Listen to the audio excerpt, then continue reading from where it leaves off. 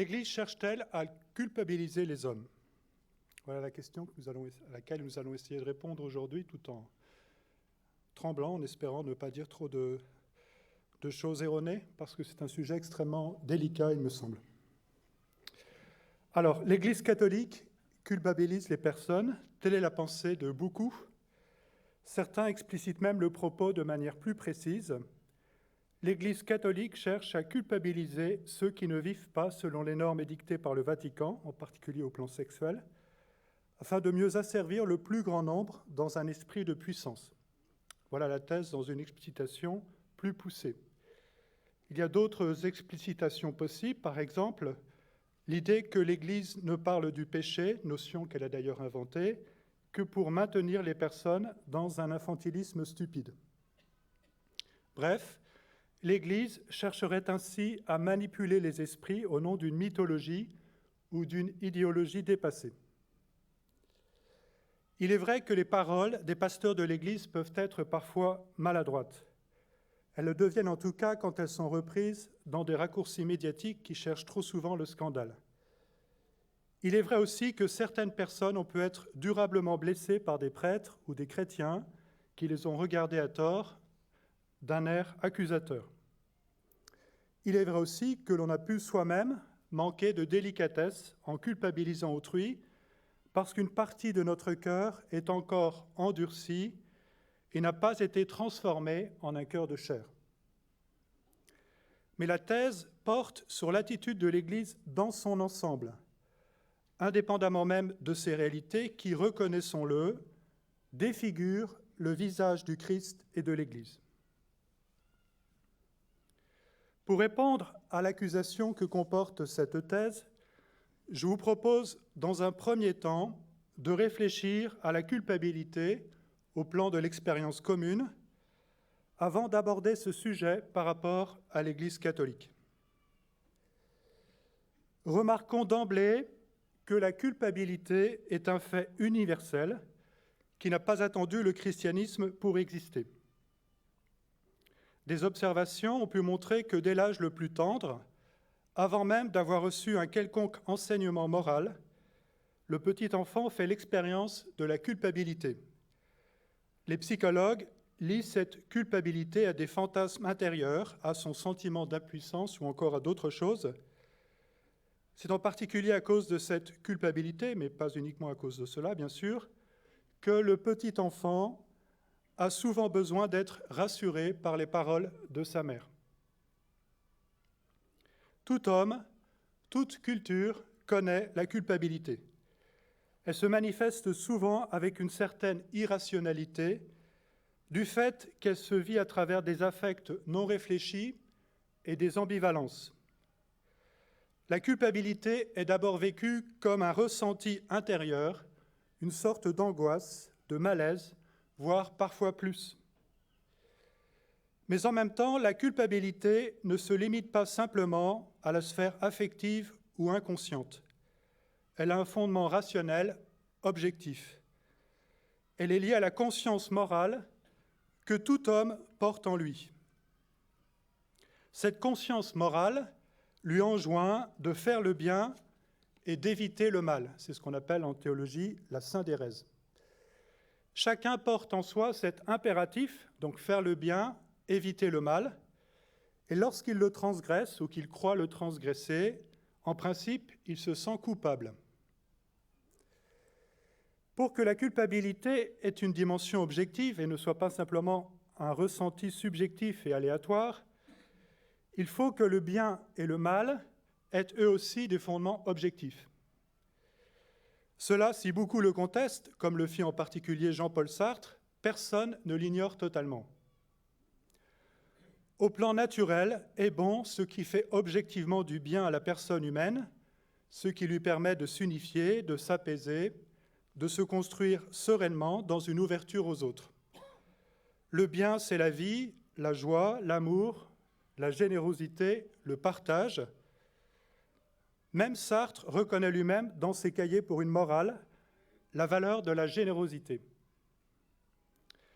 Maintenant, l'appréciation du bien, toute objective qu'elle soit, est aussi livrée à la subjectivité des personnes, à leur éducation, comme je le développerai un peu plus loin. Et à ce titre, elle demande aussi une instance critique. Donc la culpabilité est étroitement liée à la perception du bien et du mal par chacun, mais aussi à la liberté. La liberté, ce n'est pas simplement la capacité à faire ce que je veux, comme le dit l'opinion commune, c'est aussi la capacité à faire le bien.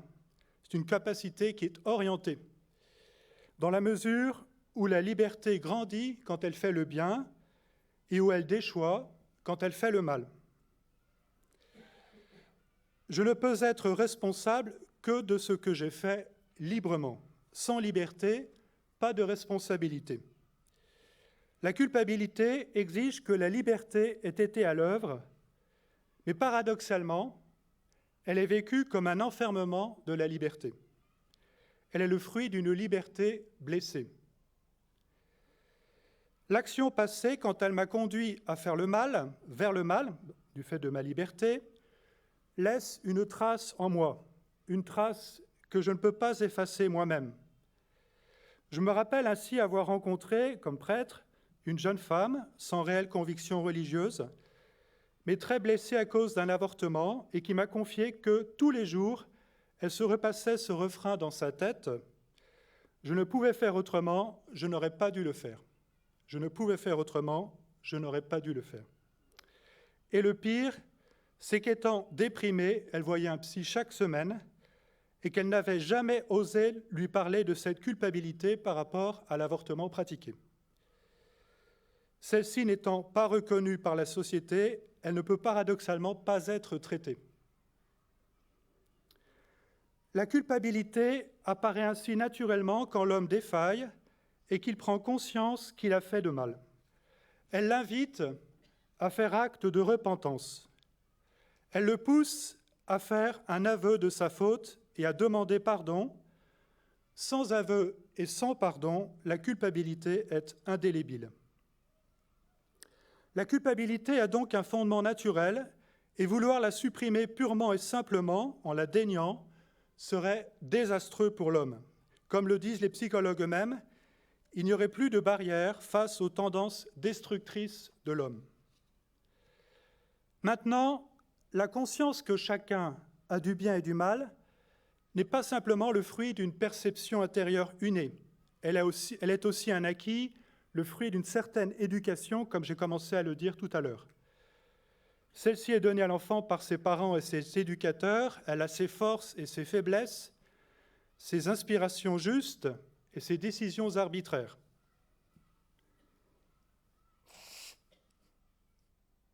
D'un côté, elle permet en principe à chacun de se construire, de s'ouvrir aux autres.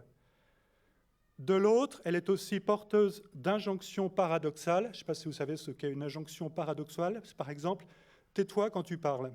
Tais-toi quand tu parles, c'est une contradiction dans l'injonction. Donc parfois, les parents véhiculent des injonctions paradoxales vis-à-vis de leurs enfants sans rendre compte. Tais-toi quand tu parles. Donc, cette éducation est parfois porteuse d'injonctions paradoxales, d'aspects étriqués, de violences qui blessent et affectent négativement. Voilà en particulier pourquoi on peut se sentir faussement coupable de quelque chose. L'éducation morale, pour ne pas enfermer l'enfant dans une culpabilité stérile, doit en premier lieu œuvrer à partir de l'appel au bien dont la conscience de chacun est porteuse. Il est plus motivant de dire à un enfant « fais le bien et tu seras heureux » que de lui dire « si tu fais le mal, tu en pâtiras ». Mais en même temps, l'éducateur doit prévenir l'enfant des conséquences de la faute éventuelle. Et quand l'enfant s'égare, l'éducateur ne peut éviter de jouer sur sa culpabilité pour le ramener à la raison. Regarde le mal que tu as fait, en es-tu fier ? Maintenant, si l'enfant est très sensible à la culpabilité, il suffira à l'éducateur d'une légère remontrance pour lui faire comprendre les choses. S'il y est insensible, l'éducateur devra insister plus lourdement, et c'est là où parfois il y a des erreurs. Celui qui s'égare n'évite le mal ou ne s'en repent après coup que quand il a conscience que le mal fait mal à soi-même et aux autres. Sans la culpabilité, il est impossible qu'un enfant se repente d'une action mauvaise. À ce titre, elle l'aide à grandir en responsabilité et à surmonter ses ambivalences. Mais encore une fois, elle ne peut être le moteur principal de son agir moral, sinon il sera seulement guidé par la peur du châtiment et par l'angoisse. Or, c'est d'abord l'amour qui doit le guider et l'inspirer. Cette réflexion sur l'enfant peut être transposée à l'adulte. Quand on n'agit que par culpabilité, on n'est pas encore réellement libre d'aimer ni de faire le bien. On vit sous le joug d'une angoisse qui nous empêche d'être nous-mêmes. L'angoisse d'être jugé, d'être condamné par soi-même, par autrui, voire même par Dieu, n'est pas encore une ouverture véritable à l'amour. Cela peut être un seuil, mais il est nécessaire d'aller plus loin. Je suis assez d'accord avec les psychologues quand ils affirment que la plupart du temps, nous agissons plus par culpabilité ou par désir de reconnaissance que pour des motifs positifs, à commencer par l'amour d'autrui. Il faut avoir en soi une graine de sainteté pour agir réellement par amour. En fait, nous avons été souvent conditionnés pour agir par culpabilité. Ceux qui possèdent l'autorité abusent régulièrement de cette corde sensible. La culpabilisation est un procédé qu'utilisent couramment les pervers et les manipulateurs. Sans être pervers ou manipulateurs, les éducateurs constatent l'impact puissant du sentiment de culpabilité chez l'enfant, voire chez tout homme, et en abusent régulièrement. Mais il arrive aussi qu'à cause d'une culpabilité erronée, ils refusent de responsabiliser ceux dont ils ont la charge, de leur inculquer le sens de la loi, de les récompenser et de les punir avec justesse, produisant ainsi un effet tout aussi néfaste. Bref, si vous me suivez toujours, la culpabilité est un élément essentiel d'une conscience morale saine, mais en même temps, on voit que dans les faits, elle prend une ampleur telle qu'elle aliène beaucoup de personnes, ce qui ne les empêche pas de vivre dans le déni de cette culpabilité, et qu'elle ravage le cœur des hommes. Comme le souligne la psychologue Alice Miller, beaucoup de personnes souffrent de sentiments oppressifs de culpabilité. Pour ma part, j'estime que l'omniprésence du sentiment de culpabilité se voit en particulier dans l'esprit d'accusation. On ne peut qu'être frappé par l'esprit d'accusation qui entre notre société. Dénigrement des collègues sur les lieux de travail, accusation mutuelle permanente en politique, enfermement de ses proches dans des fautes supposées ou réelles. L'homme d'aujourd'hui, comme d'hier, aime à se tenir en position d'accusateur pour se libérer de l'angoisse d'être lui-même accusé à tort ou à raison. Il veut faire porter à l'autre le chapeau de sa culpabilité qui, il le sait, conduit à la mort. Nous retrouvons ici le réflexe d'Adam qui accuse sa femme de l'avoir entraîné dans la chute et qui, ce faisant, accuse Dieu lui-même pour éviter d'être lui-même condamné. Je cite Genèse chapitre 3, verset 12. « C'est la femme que tu as mise auprès de moi qui m'a donné du fruit et j'ai mangé. » Dans un premier temps, on se dit, c'est la femme qui est accusée, c'est la femme que tu as mise auprès de moi, mais quand on y réfléchit un peu plus, en fait, c'est d'abord Dieu qui est accusé. Tu as mis une femme auprès de moi pour qu'elle me fasse chuter. Notre société vit le cercle infernal de l'accusation quasi permanente. Face à cet enfermement mortifère, que fait Dieu ? Eh bien, il révèle à l'homme sa culpabilité réelle, et non pas fantasmée, en vue de le sauver. L'homme se sent coupable et en même temps lutte en vain contre ce sentiment. Du coup, il vit le plus souvent dans le déni de ses fautes. Face à cela, Dieu rend objective la culpabilité universelle. Il en montre la profondeur à travers la notion de péché qui indique que la faute va au-delà de ce que l'homme peut envisager par lui-même. C'est ce que Paul dit dans l'Épître aux Romains. « Or, tout ce que dit la loi, elle le dit, afin que toute bouche soit fermée et que le monde entier soit reconnu coupable devant Dieu. Romains 3, 19. Mais cette culpabilité de chacun et de tous n'est révélée qu'en vue de recevoir la miséricorde de Dieu, comme un médecin qui ouvre la blessure pour la soigner. Ce que dans l'Épître aux Romains, Paul appelle la manifestation de sa justice. Dieu veut nous combler de son amour et nous débarrasser de toute culpabilité. Paul écrit ainsi que Dieu a exposé son Fils comme instrument de propitiation sur la croix. Donc de propitiation, ça veut dire pour rendre propice Dieu, afin de rendre juste l'homme, c'est-à-dire de le libérer de tout péché, c'est-à-dire de libérer de tout péché ceux qui mettent leur foi en Jésus-Christ. La révélation de la culpabilité est nécessaire, mais pas suffisante pour sauver l'homme. Elle vise à permettre à chacun de faire une prise de conscience sur son péché.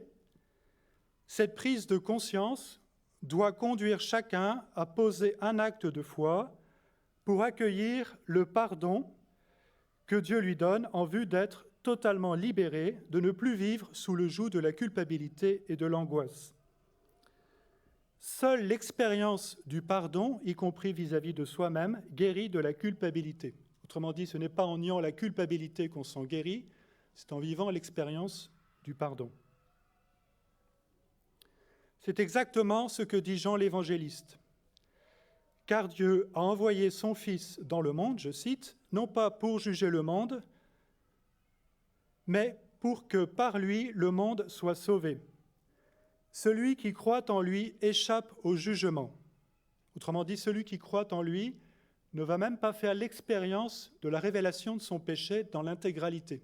Il ne va même pas passer en quelque sorte en jugement où on rend objectif la dimension du péché. Dieu passe même au-delà, passe rapidement sur cette étape. Celui qui ne croit pas est déjà jugé du fait qu'il n'a pas cru au nom du Fils unique de Dieu. C'est à l'intérieur d'une expérience d'amour total que l'homme peut accueillir cette révélation sur lui-même, révélation douloureuse, mais révélation avant tout joyeuse, découvrant à la fois son péché et l'amour qui le libère de tout péché. À ce titre, les évangiles sont le sommet de la révélation de la beauté de la miséricorde, révélation qui tranche avec l'opinion généralement admise qu'avaient de la miséricorde les Grecs et les Romains, qui la voyaient comme une faiblesse, en particulier sous l'influence du stoïcisme. Faire miséricorde ou demander pardon, c'était être un homme faible. Maintenant, revenons à l'œuvre de l'Église. Elle a vocation à se mettre au service du Christ pour qu'il puisse manifester son amour aux hommes et les libérer de leurs péchés. Historiquement, on peut dire que l'Église a ainsi convaincu beaucoup de monde que la vertu de miséricorde est une vertu négative et non pas une faiblesse humaine comme le pensaient les anciens, mais là, il reste encore aussi beaucoup de travail. Et en même temps, les membres de l'Église sont eux-mêmes impactés par les déviances décrites plus haut, quant au mauvais usage de la culpabilité, même s'ils essaient de s'en libérer.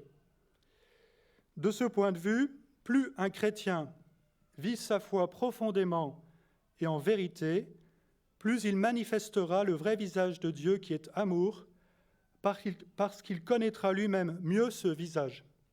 Il y a un sondage qui a été fait il y a pas mal d'années qui montrait que plus les personnes sont croyantes, pratiquantes, plus elles voient Dieu comme amour.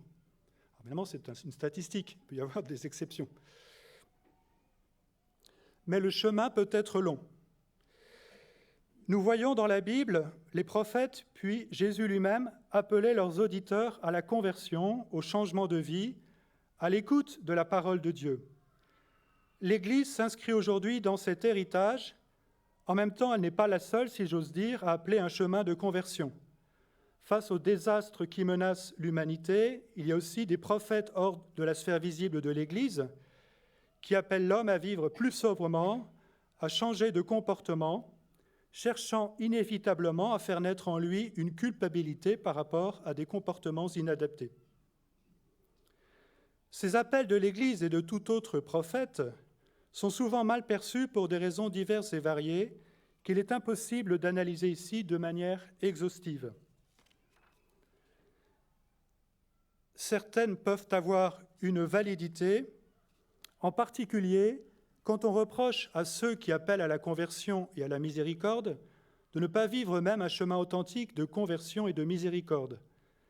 Encore une fois, les membres de l'Église sont eux-mêmes sur un chemin de conversion où ils avancent plus ou moins laborieusement. Mais il y a tout de même un contexte actuel particulier qui refuse ces appels à se convertir, à aimer, à devenir plus responsable dans ses comportements, sans même parler de la foi en Dieu. L'homme d'aujourd'hui croit trop souvent pouvoir se passer d'éthique. Il prétend s'être libéré des contraintes passéistes d'une morale dépassée et vivre ainsi sans tabou. Il cherche trop souvent à tromper son vide intérieur à cause d'une perte du sens de Dieu, d'une perte du sens de l'homme aussi, à travers une consommation effrénée d'images, de sons. Il se laisse prendre par des addictions. Il prétend être tolérant, mais il ne tolère pas la contradiction, comme les récents débats de société l'ont montré. Il est souvent dans une voie sans issue, sans toujours s'en rendre compte. Les paroles du Christ et de l'Église, quand elles ne sont pas déformées, sont comme de l'oxygène insufflé dans un espace rempli de CO2. Vous me permettrez cette image qui parle aujourd'hui, compte tenu du contexte écologique, comme de la lumière et de la chaleur qui arrivent dans une grotte sombre et humide. Mais celui qui vit dans l'obscurité se sent au départ agressé par la lumière, avant de se rendre compte que celle-ci lui fait du bien, le réchauffe, le libère de l'angoisse et de la misère. Cette lumière conduit à recevoir une grâce de miséricorde dont on ne reconnaît vraiment le bienfait que quand on l'a effectivement reçu, en particulier à travers le sacrement de réconciliation, mais aussi de bien d'autres manières.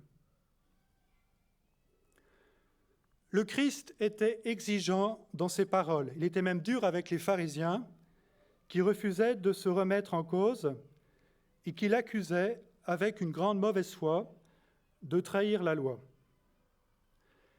Mais il était aussi d'une délicatesse infinie avec les personnes blessées qu'il rencontrait lors de ses différents périples, comme on le voit par exemple avec la Samaritaine ou avec Zachée. Quand celles-ci se reconnaissent pécheurs devant lui, même à mi-mot, comme la Samaritaine, elles reçoivent une immensité de grâce, comme en témoigne leur joie. La parabole de l'enfant prodigue est à cet égard éloquente sur l'attitude du Père miséricordieux qui ne laisse même pas l'enfant énoncer ses fautes et l'embrasse tendrement pour le combler de son amour. À ce titre, nous autres, pasteurs de l'Église, mais aussi tous les chrétiens, nous avons à progresser sans cesse dans la capacité à manifester la miséricorde infinie du Père sans trahir la vérité, mais en montrant qu'elle est un chemin de lumière et d'amour qui libère de la culpabilité. Celui qui fait miséricorde au nom de Dieu sait, comme les apôtres, qu'il est lui-même le fruit de la miséricorde divine, que celle-ci l'a sauvé, lui a redonné la vie et l'espérance. Comme le dit Paul lui-même, dans la première épître à Timothée, chapitre 1, verset 16, « S'il m'a été fait miséricorde, et Paul savait combien il était pécheur, c'est afin qu'en moi, le premier, le Christ Jésus, manifesta toute sa patience pour donner un exemple à ceux qui devaient croire en lui en vue de la vie éternelle. » À ce titre, les pasteurs et les chrétiens doivent aussi être capables d'entendre les reproches que le monde leur fait quand ceux-ci comportent des éléments de vérité et de vivre l'aveu et le pardon pour eux-mêmes. Quand le Christ nous appelle à devenir comme des enfants pour le royaume, c'est pour que nous retrouvions cette liberté, cette souplesse et cette légèreté intérieure des enfants. Thérèse de Lisieux, qui était atteinte d'une pathologie grave de scrupules excessifs, a trouvé dans la miséricorde du Père, dans la contemplation de Jésus, dans la vie de l'esprit, le remède à ses angoisses et à ses hallucinations. Je la cite, « Oui, je le sens, quand bien même j'aurai sur la conscience tous les péchés qui se peuvent commettre, j'irai le cœur brisé de repentir me jeter dans les bras de Jésus, car je sais combien il chérit l'enfant prodigue qui revient à lui. » Ou encore, « Je ne puis craindre un Dieu qui s'est fait pour moi si petit. Je l'aime, car il n'est qu'amour et miséricorde. » En cette année de la miséricorde, entrons comme Thérèse dans la lumière et la vie de Dieu pour recevoir tout son amour et être guéris de nos blessures de culpabilité par sa miséricorde infinie. Je vous remercie.